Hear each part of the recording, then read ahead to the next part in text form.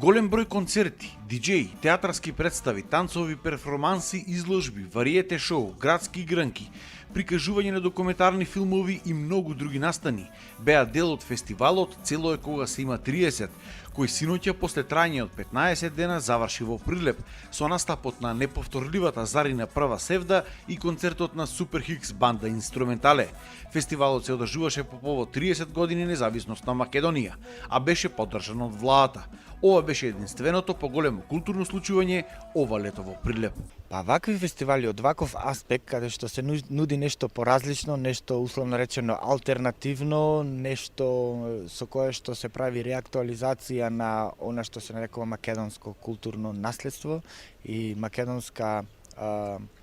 колективна меморија и свест што ние треба да ги носиме, се далеку од потребни, како прво, и второ, оваквите фестивали можат да обстојат само доколку бидат препознаени од страна на некои институции кои што треба да се погрижат да има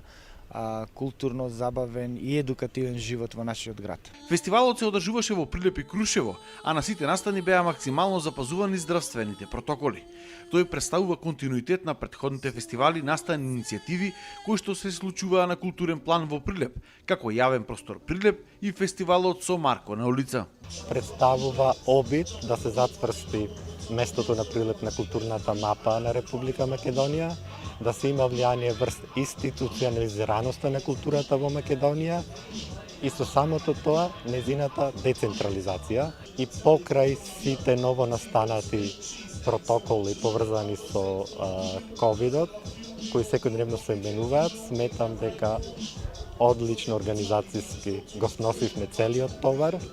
Организаторите најавуваат повторно ваков фестивал со главна тематика реактуализација на македонското културно наследство.